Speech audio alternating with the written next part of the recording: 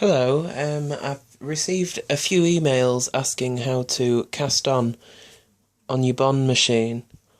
Now, first of all, I'd like to apologise for the very bad camera angle, but I haven't got a tripod and I'm struggling along with a stepladder and basically bodged it up so that I can rest the camera against it.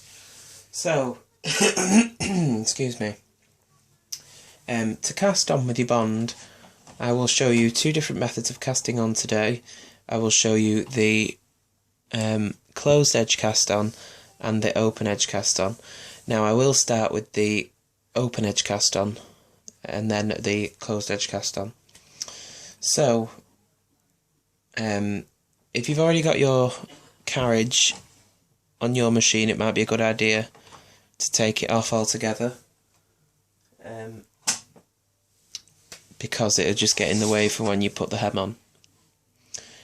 Obviously make sure your machine is set up correctly with the, you can't see it, can you? With the clamps, make sure the clamps are on properly and the machine just lines up with the edge of the table, and the bed should be smooth all the way along. There should be no joins. These needle bed sections are made up with 15 needle sections, so there's about 8 of these, I think. So just run your finger along and just check that nothing's sticking up anywhere. It should be smooth, as same with this. So just basically that when you put the carriage on, it should run along like that. It should make those little noises like that, but that's just because it's running along here. But it shouldn't be catching on anything, it should run freely. So like I said, remove the carriage for casting on. So put the camera back down here. Again, apologies for the angle there. Make sure that this is in place, so hopefully you can see relatively well. So what we need to do is,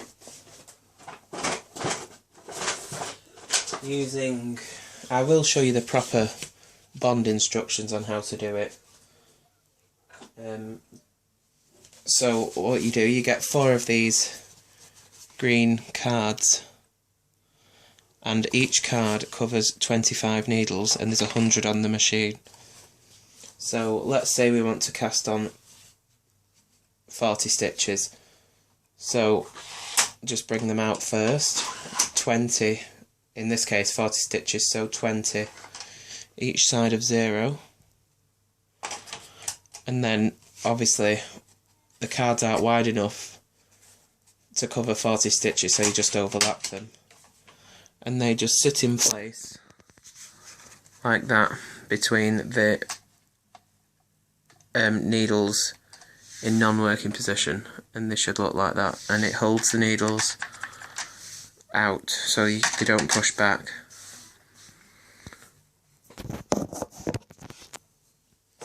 So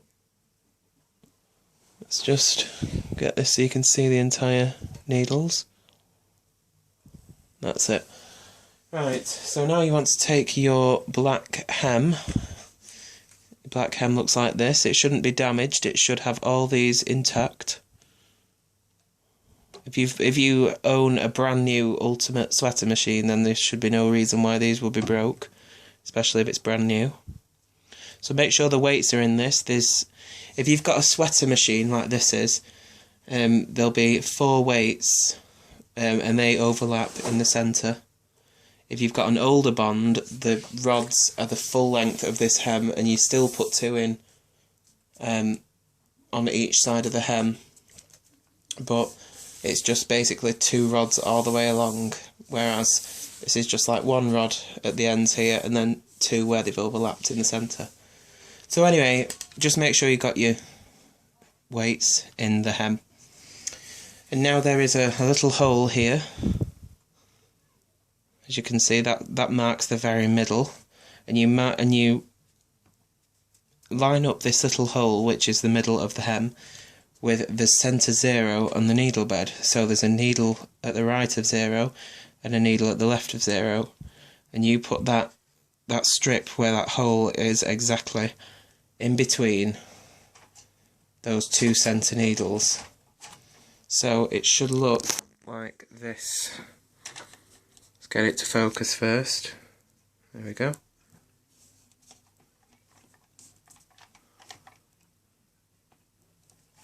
That's how it should look.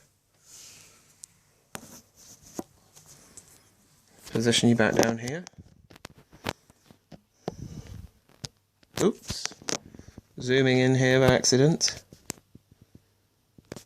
Zooming out again. Sorry about my awful camera work. There we go, can we still see? Yeah. Excuse me.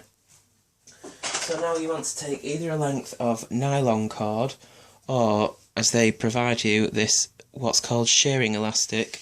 It's a very thin elastic cord that stretches, and they use it for knickers mainly. If you're American, you call them panties, don't you? But we call them knickers, and that's what they use that in.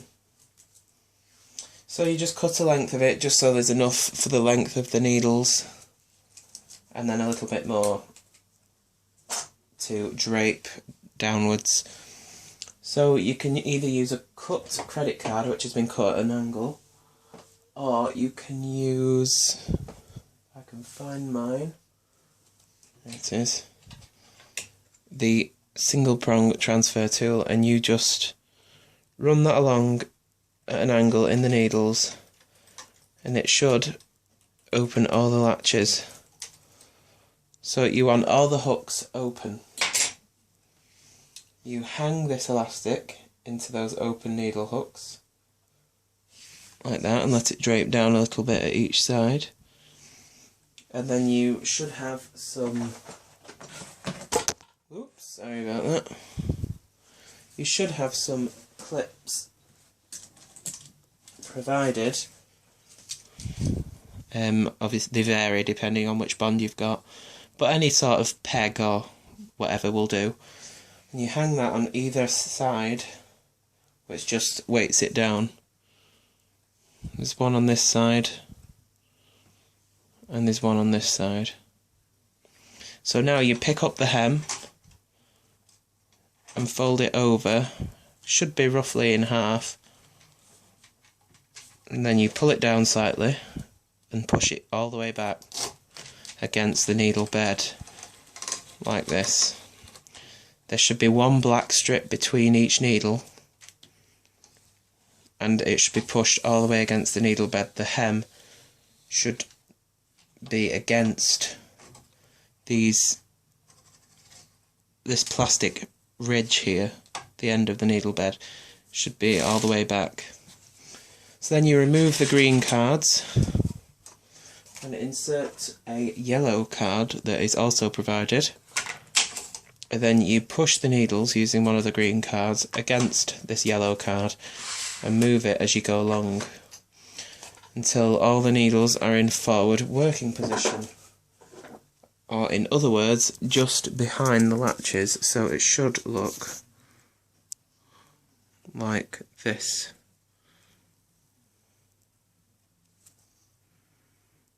The hem should be right back against the bed, and the elastic is just behind the needle hooks.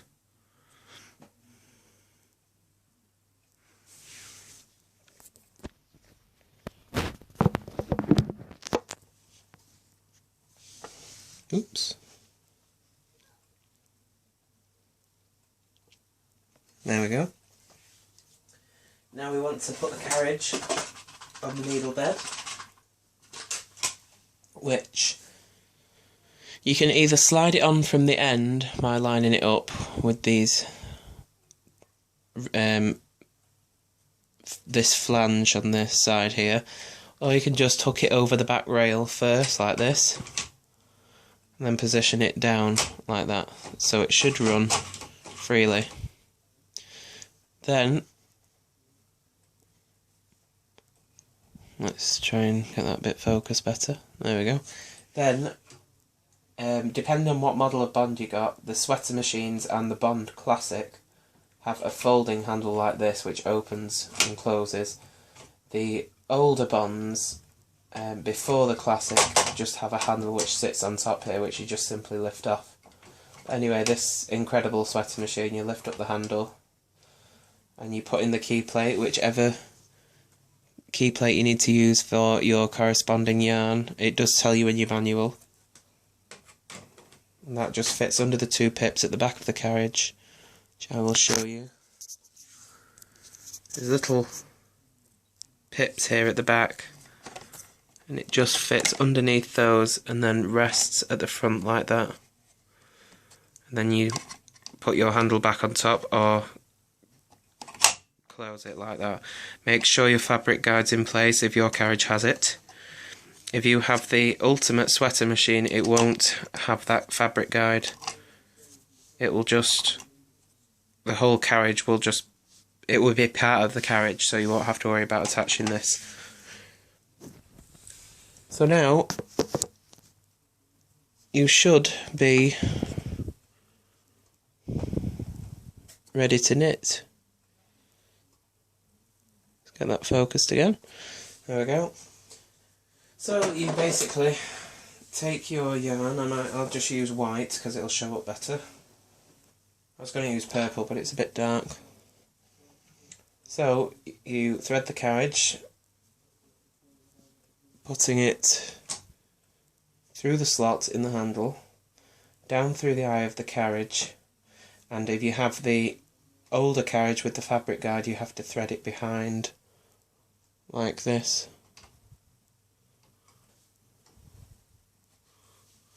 If you have the newer Ultimate Sweater Machine carriage, you just bring it through the handle and through the eye of the carriage there. So, holding the yarn with one hand, the tail end, which is this end, and the end from the ball, you hold them both sort of taut until the first needle catches the yarn, like that. Then you let go of the yarn that's coming from the ball of yarn and let it be completely free. You don't want any tension on this yarn at all. And you just move it all the way across, whichever way you've started, either on the left or the right, doesn't matter. One thing just to, which I should have said, before you knit across your first row to cast on, just check again that all the latches are open, because if one is closed you will drop it. This machine doesn't have a magnet which opens the needles for you. So just push it across. I can see mine's got caught on something. And there it is, cast it on. Now you pull the slack back through. As you approach the needle, you just pull it back like this with your other hand, or one of your hands, and you just do that until it catches the needle again, then you bring it back. And that's how you cast on. You can hook an additional clip to the tail end here, so it keeps it down. And you just knit in those two rows that I just showed you. That's basically how you knit with the Bond. Sometimes the end stitches don't knit, so you just have to knit them off yourself. It shouldn't do that really, and after your first few rows, unless your yarn's tight.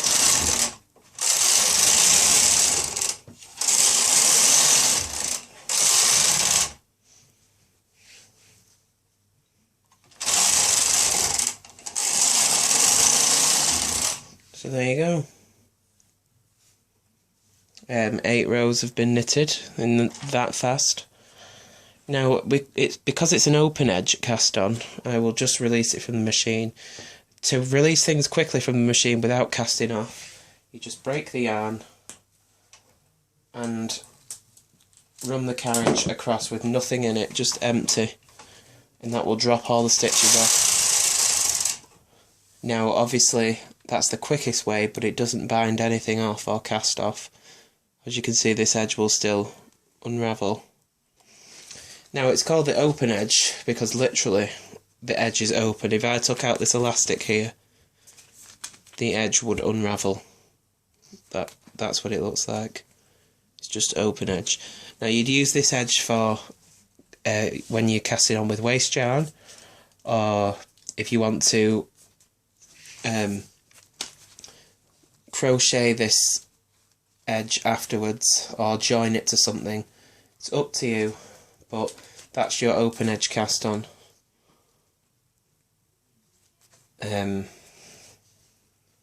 So there you go. Now I'll show you the closed edge cast on, so I'll free up my hem and hang, and then start again.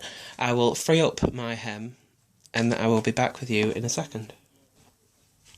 So to do the closed edge or E-wrap cast on, you want to bring your needles out with the green cards and put them behind them to keep them in place. And then you want to take your yarn first, find the end. Let's take your yarn and make a slip knot, which is very easy. You take the right, this is the tail end in your left hand and this is the ball end in your right. You wrap the yarn over in your right hand to make a loop, like that. Then you take the ball end under, pass it through the loop, and pull it, and that's a slip knot. So you want to put that on the far left hand needle and just tighten it up a little bit. Now you want to, let's get it a bit closer here, you want to wrap the needles. You would be doing this with two hands normally. You wrap the needles anti-clockwise or counterclockwise if you're American around the needles like this. It's a lot easier when you have two hands. So I'll just try and zoom in.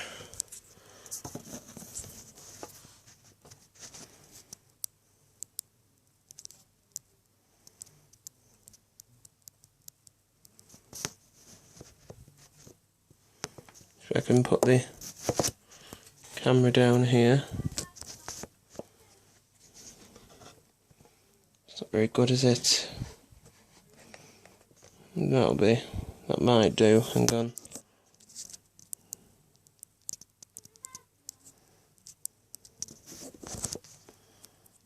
There we go. Hopefully you can see that anyway. So we want to wrap the yarn anti-clockwise. Oops. Wrap the yarn anti-clockwise around these needles like this.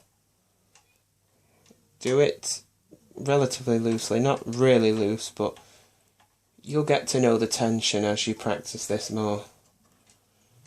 So you just wrap the yarn around like this. You do that all the way till the end. When you get to the end, you've wrapped the last needle, put the yarn over the needle bed, just like that, just to keep the yarn out the way, because obviously I've removed my carriage again to make it easier hanging the hem. So now you just hang the hem in exactly the same way I showed you before. Well, it's hard to find the centre when you're not directly in front of the machine. You want to make sure all your latches are open.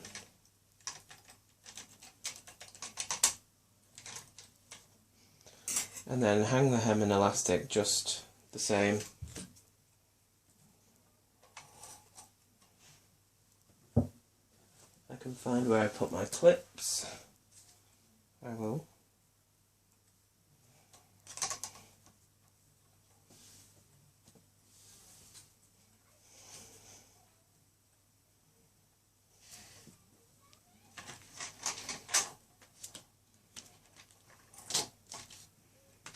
Again, removing the green cards and inserting the yellow card, pushing the needles back against it so they're in the forward working position.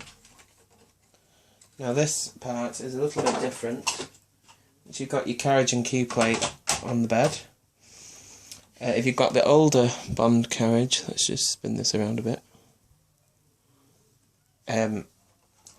You'll either want to lift up the handle, or on the Bond Classic and Incredible Sweater Machine, lift it up, bring the fabric guide out slightly at one side and bring the yarn under it like that, and then hook it back in, and then thread your carriage as before through the slot in the handle and through the eye of the carriage. With the Ultimate Sweater Machine you won't have to do that because it has an open front here, which makes knitting stripes a little bit easier and faster. So you'll want to take up the slack as normal and knit this first row slowly because it might be a little bit stiff depending on what thickness of yarn you're using. So again, make sure all your latches are open and off we go.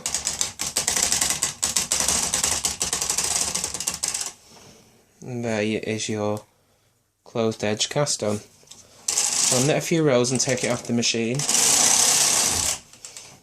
Sometimes, or many times, even on any machine that I've used, on the second row back from an E-wrap cast on, this end needle doesn't knit. So you'll just want to knit that off. You should be able to knit as normal.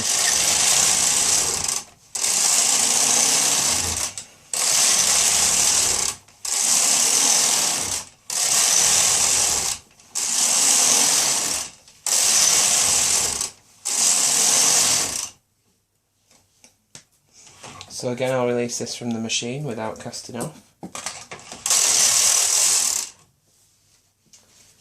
Now, to remove the hem, you would just pull this, the knitting down and snip out the elastic every couple of centimetres. But I don't have any scissors handy, so I'll just have to show it you on the hem.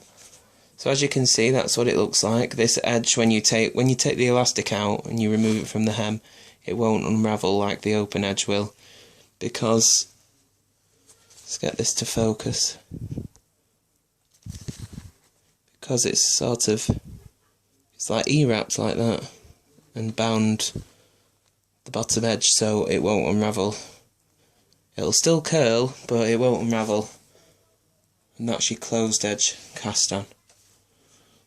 So hopefully I've answered a few questions. Sorry about the dodgy camera angles, but I've tried my best without a tripod. So thanks for watching, and I hope you found the video informative.